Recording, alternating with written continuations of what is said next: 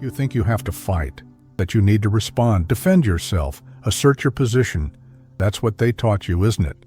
That a real man doesn't take disrespect lying down, that staying silent makes you weak, that if you don't retaliate, you'll be trampled. But look where that has led you. How many arguments have you had that changed nothing? How many times have you walked away from a fight feeling worse than before? How many people have you lost trying to prove you were right? Sartre reveals something that goes against everything you've learned. Those who fight too much have already lost. Because they're trapped in the other person's game. Because they handed over control of their own life to whoever can irritate them. Because they've become slaves to reaction, marionettes of others' provocation. True strength doesn't lie in winning disputes. It's in not being drawn into them. And today, you will understand how this works in practice, how to wield silence as a weapon, how to remain whole while everyone around you tears themselves apart over unnecessary conflicts. If you fought too much and still feel empty, comment below. Tell me if you're also tired of fighting for respect that never comes. And if this video can save someone you know from an endless war, share it now. They'll understand when they watch. Every provocation hides a trap. It wants you to respond. It wants you to play along. It wants you to spend energy, time, and dignity trying to prove something. And the worst part? It almost always works. Because we've been conditioned to believe that silence equals agreement, that not responding equals acceptance, that silence is weakness. Sartre would say that when you respond unconsciously, you've become a slave to others' narrative. You've stopped being the author of your own story and become a secondary character in someone else's. Think about this. Every time someone provokes you and you react impulsively, who's controlling the scene? You or the provocateur? Obviously, the provocateur. They set the theme, the tone, the timing. You only reacted. Like a trained dog barking at the sound of a bell. The person who controls your reaction controls you. That's why some people know exactly which buttons to press to get you upset.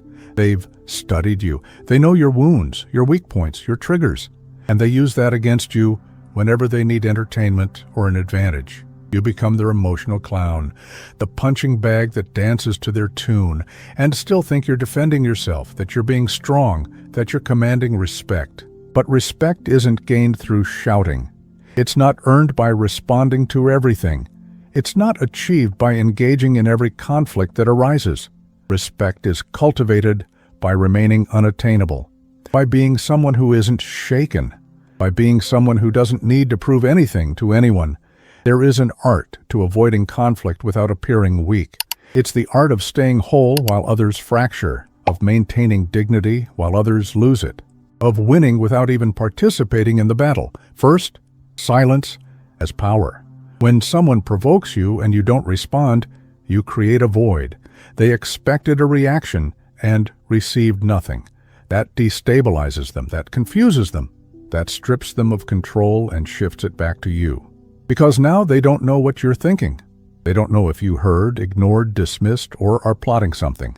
Silence makes you unpredictable, and the unpredictable always has the advantage. Second, distance as presence. When you refuse to play their game, you force the other person to play alone. And playing alone is ridiculous. It's like arguing with a wall.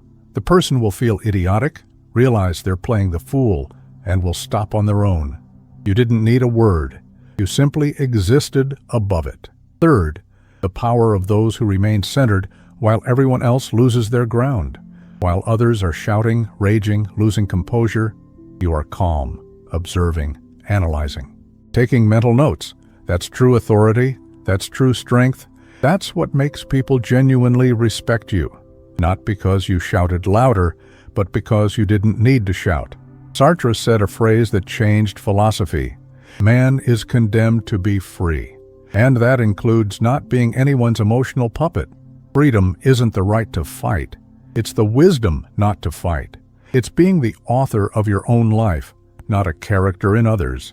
Fighting about everything is an attempt to constantly prove your worth. It's living in a perpetual state of insecurity. It's depending on external approval to feel valid. Those who need to win every argument to feel respected lack self-esteem. They have a longing disguised as strength. They have fear masked as courage. Those who know who they are don't need to conquer anything. They have already defeated themselves. They've already claimed the only territory that truly matters, their own mind. It has become unattainable to be affected by others' provocations. Sartre demonstrates that consciousness is what distinguishes us from animals, and consciousness entails choice. You can choose to respond or not respond. You can decide to engage or refrain from involvement. You can opt to be free or to be a slave to others' opinions. Most choose slavery because it's easier, because reacting is automatic, because fighting gives the illusion of doing something. But doing something isn't always doing the right thing. Sometimes doing nothing is the most powerful act you can undertake. If you're beginning to realize that your freedom is being hijacked by reactions, mark this moment in the comments. This is where change begins. And if this resonates, leave a like. Not for me, but for yourself. There is a difference between avoiding conflict and neutralizing it. To avoid is to escape. To neutralize is to dominate. When you respond with, "That's how you see it," to a provocation, you're not agreeing. You're acknowledging that this is the other person's reality, and that you do not need to enter into that reality. When you say "understood" to a criticism, you are not accepting. You are showing that you listened, that you processed, that you will not be altered by it. When you reply "go ahead" to an insult, you are not submitting. You are asserting superiority. You are demonstrating that nothing the person says will affect you. These phrases do not avoid conflict. They neutralize it. They drain all energy, all adrenaline, all drama. The person who came to fight finds themselves alone in the ring, and that is uncomfortable, frustrating, demoralizing. Sartre would say that it is the consciousness behind the words that determines the impact, not the tone. You can speak softly and be devastating. You can speak little and be unforgettable. You can speak politely and be lethal.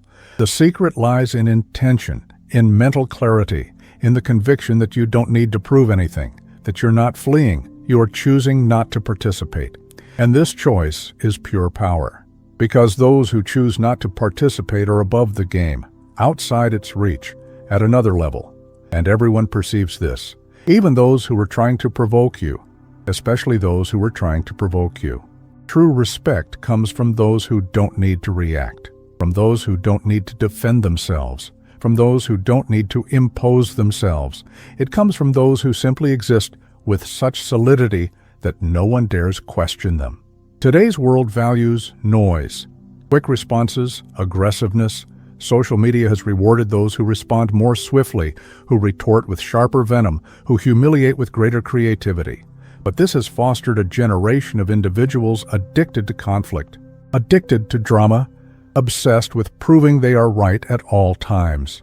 And the result is a society filled with stressed, anxious, and frustrated people, because fighting tires you out, because defending yourself constantly is exhausting, because living in a perpetual state of warfare destroys the soul.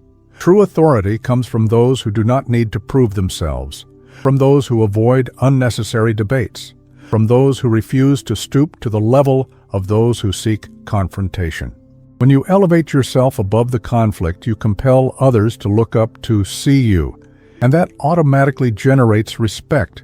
It produces involuntary admiration.